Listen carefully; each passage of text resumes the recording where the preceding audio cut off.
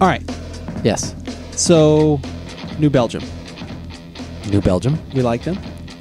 Overall, yes. I know Overall. you're a big fan of the Ranger love the Ranger. and the Belgo. Yeah, I set it on fire in our last podcast. You could tell how much I like the Ranger. Yes. Yeah. No, not a huge fan of that one. But Overall. we've got multiple tie-ins here. We've got more sour beers.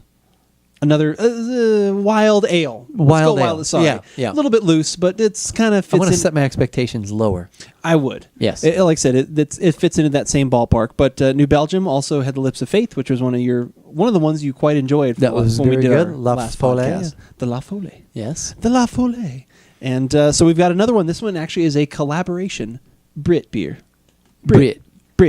And that's what we've got for this Give It a Shot. I'm Andrew. And I'm Keith, and we're AboutBeverages.com. And the beverage we are about today is, as we said, from New Belgium and actually from Lost Abbey, which is also tied into port brewing. Yeah. But I digress. So it's from New Belgium and Lost Abbey, and it was actually brewed in Colorado, but it is it's just called Brett beer.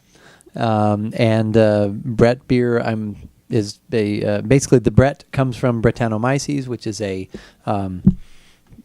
in some beverages that's an off taint, but it's this one they want it. This one they were looking for it. They're looking for that wild yeast yeast strain. They're looking for that particular flavor, and so it's called Brett beer, and it's a collaboration between those two breweries. And Port Brewing, they have a beer that you liked quite a lot that you talk about still to this But day. this isn't port. Although they're I know, attached. but they're tied together. Actually, that's what kind of was tying together. Was it Lost Abbey and Port Brewing? Port tied together, and Port Brewing has the old viscosity. Has the old viscosity, and they have an older viscosity, which I haven't tried that. But they also have some beers that we've both enjoyed. The big, was it the Big Swell, or what was it? The one IPA. The fresh hop. Fresh hop IPA. Love the fresh hop the IPA. Mango IPA. It's really good. The Mango IPA is good. Also very good. The Midnight Expression. No, not so good. No. But overall we've liked their beers. Oh, definitely. Yeah. So, but once again, this is Lost Abbey, and I don't know if Lost Abbey is the sort of European expression.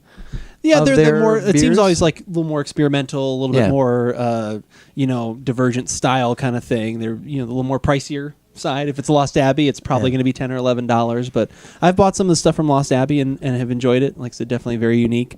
So, but this beer came into our possession actually thanks to a good friend of the show, Eric Gasson. He found these at, they're no longer Sunflower. They've been bought out by Sprouts, but he found it at I've been referring to them as Sprouts Flour. And he bought a few of them, and I think he bought the ones they had left, and he gave one to me. He said, "Here, try this. Let me know what you think."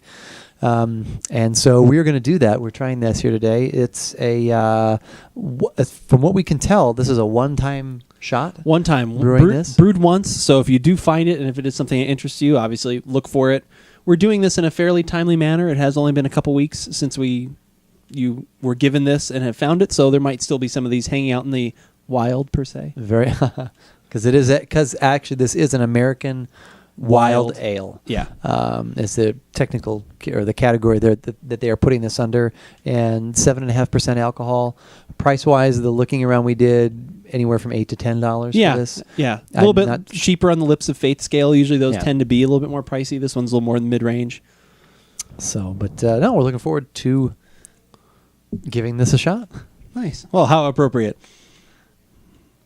Well, we've definitely changed colors for a lot of the things that we've been having lately. Yeah. This is actually kind of cloudy. Yeah, definitely. It does cloudy. There's some little, definitely some bits of things going on in there, and but very yellow. Yeah, golden yellow, I guess. And not quite the chicken broth that I like to use, but definitely a golden yellow. Bad chicken broth. Yeah, an unfortunate chicken broth that wound up in a beer bottle. Yeah. That's very different. Yeah, it's almost... Do it. Sea spray?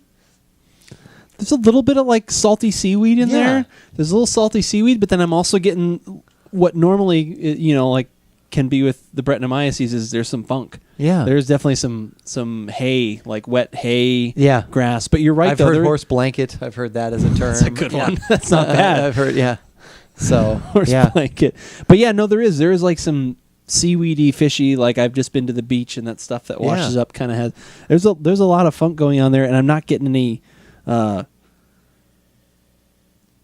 I'm not getting any of the other characteristics that normally you get from a wild ale or a sour or something like that. Yeah, there's none of that. There's no vinegar or any of that. No, definitely. This is all about little lemon citrus at the back that kind of makes its way through all of that, but it's mostly about a lot of funk going on. Yeah. And that's what it's supposed to have, I guess. I guess, yeah, if it's all Brit. Maybe it doesn't balance well, because we did have some of the other sour wild ale things that we had on our previous episode 25, which you can check in the archives at AboutBeverages.com. A couple of those did have Brettanomyces in there, but they were usually part of other things. Right. They were usually... The one had like 3 or 4. One of them had 4 in there, like I said, and some other ones, had it usually was not a standalone item. Right. It was not a standalone, like, crazy little critter. It was always... This is Brit. This is Brit. All right. To the taste? Yeah, let's do it. There's a little coriander in there. Yeah, little... It does not taste like it smells. No.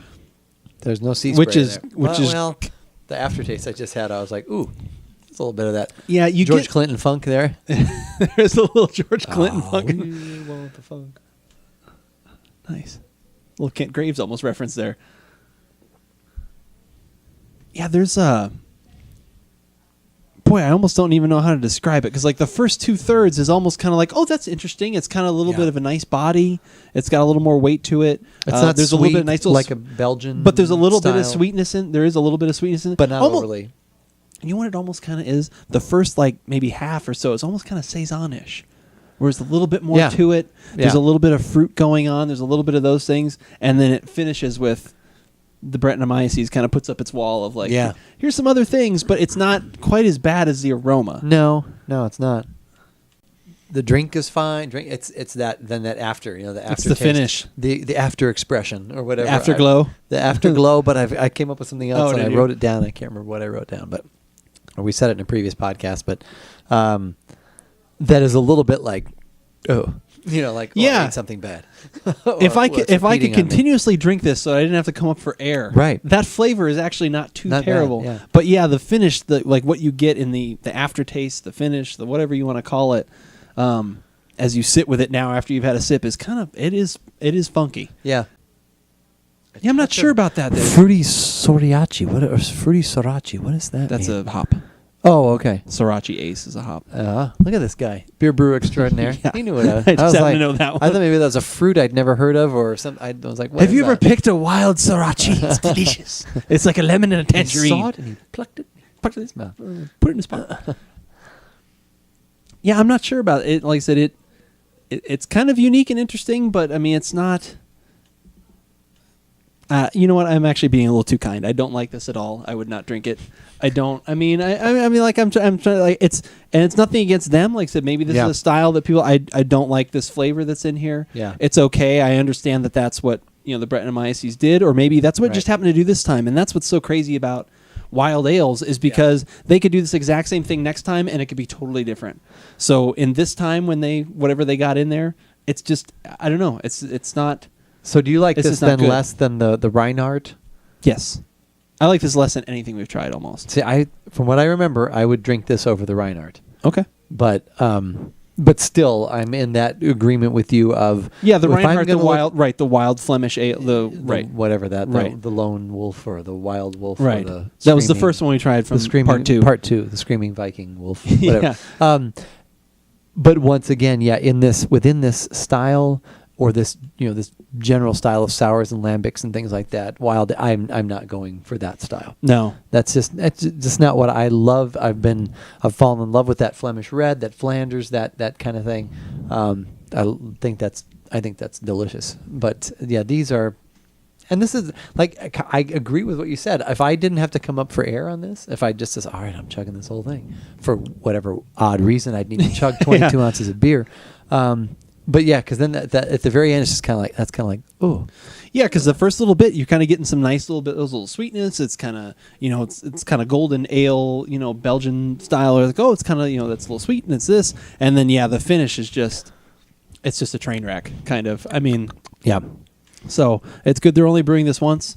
Maybe they'll get a chance to do something different next time. I mean, like it won't stop me from buying. Like I love this Lips of Faith collection. I love all the different things that they're doing with that. I mean, that's probably some of my favorite New Belgium beers right now. Is from that, kind of more, exciting kind of thing. So it's not going to turn me off to that. But I will probably in the future like not look to wild ales or beers with just Brettanomyces because it does seem to be a common theme. That other one, you're right, the Reinhardt, I didn't think was quite as bad as this one. It's not a style I'm looking for. Right. So no, I agree. All right, we'll head on over to the website at AboutBeverages.com and check out the tasting notes for this beer from New Belgium and Lost Abbey. And while you're there, definitely check out all the things we've got to offer. You got to go over and check out the drink database, which is where you can find all of the beers and wines and coffees and all these different things. Although the coffees we haven't done a lot lately. We need to get back. So we have to get back to that. We've got some thoughts. Yeah, mea culpa on that. We need to start doing some more coffee things. But yeah, definitely we had a good coffee source. If only you knew someone that roasted for a coffee company and right here in Tucson. I'll think of it at some point. Anyway, definitely check out the drink database and also follow us on Untapped. Become a friend of us there as well. That's where when we're out and about having different drinks and things, we throw those up in there, our thoughts. And are you still doing the Pinterest thing? I have not as much lately. Haven't been doing the Pinterest, like I said, but every once in a while still, like usually when our podcasts are coming up, I'll usually throw up like, hey, here's the next thing we're doing. So all of those places. There is no place almost we cannot be found. If it is on the internet, you should be able to find us. We are there. We are there. Wherever there is suffering or bad Brett beer, we'll be there. We'll be there. But whether we like it or not, you should give it a shot.